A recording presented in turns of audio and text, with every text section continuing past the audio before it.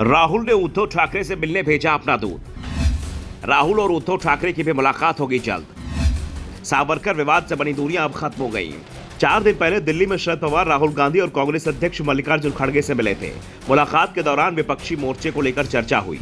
पवार ने राहुल गांधी से कहा कि उन्हें विपक्षी दलों से बातचीत की कमान संभालनी होगी और खासतौर पर टीएमसी चीफ ममता बनर्जी और शिवसेना उद्धव गुट के चीफ उद्धव ठाकरे से उन्हें व्यक्तिगत बातचीत करनी होगी। पवार ने राहुल से मातोश्री जाने और उद्धव ठाकरे से चर्चा करने का सुझाव भी दिया था और राहुल गांधी ने भी शरद पवार के सुझाव का स्वागत करते हुए पॉजिटिव संदेश दिए थे। इसके बाद से ही चर्चा शुरू हो गई थी कि राहुल गांधी मुंबई आ रहे हैं, जहां उनकी उद्धव ठाकरे से मुलाकात होगी।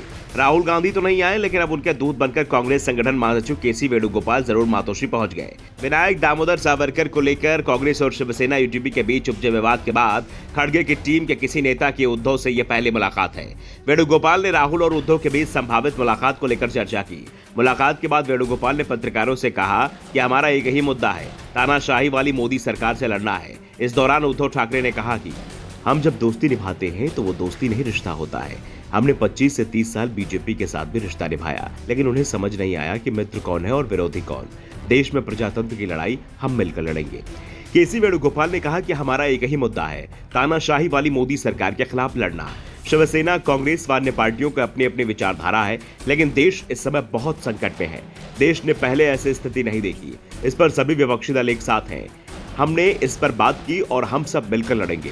वेणुगोपाल के मातोश्री जाने से एक बात तो साफ हो गई है कि कांग्रेस उद्धव ठाकरे को अपने साथ बनाए रखने की कोशिश में जुटी हुई है और इसके लिए वो सावरकर वाले मामले से किनारा करने को भी तैयार है।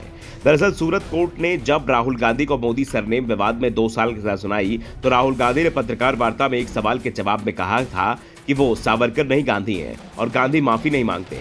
इससे पहले भी राहुल गांधी सावरकर को लेकर तीखे बयान दे चुके थे, लेकिन जब पिछले महीने राहुल गांधी ने सावरकर पर बयान दिया तो उद्धव ठाकरे ने इसका विरोध किया।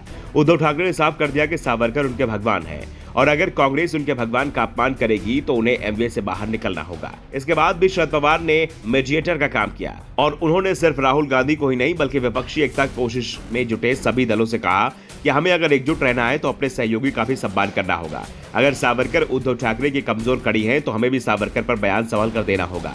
हम सब की विचारधारा अलग अलग हो सकती है, लेकिन इस समय एक ही ध्येय है और वो है केंद्र में बैठी मोदी सरकार को सत्ता से बाहर करना है। 2024 में मौका आएगा और अगर इस मौके को चूक गए तो फिर शायद दोबारा मौका ना मिले। इसके बाद से ही कांग्रेस नेताओं ने सावरकर पर बयान देना बंद कर दिया है और अब वेणुगोपाल के मातोश्री पहुंचने के बाद साफ हो गया है कि कांग्रेस के लिए उद्धव ठाकरे बेहद जरूरी है, क्योंकि कांग्रेस और एनसीपी मिलकर महाराष्ट्र में बीजेपी का सामना नहीं कर सकते। हाल ही में हुए उपचुनाव में महाविकास अघाड़ी की संयुक्त ताकत बीजेपी पर भारी पड़ रही है और कांग्रेस इस ताकत को एकजुट बनाए रखना चाहती है। दावा किया जा रहा है कि राहुल गांधी कर्नाटक विधानसभा चुनाव के बाद उद्धव ठाकरे से मुलाकात कर सकते हैं। वैसे महाराष्ट्र में निकाय चुनाव भी करीब आ गए हैं और निकाय चुनाव से पहले उद्धव और राहुल गांधी की एक मुलाकात जरूरी होगी। Bureau report, the such India.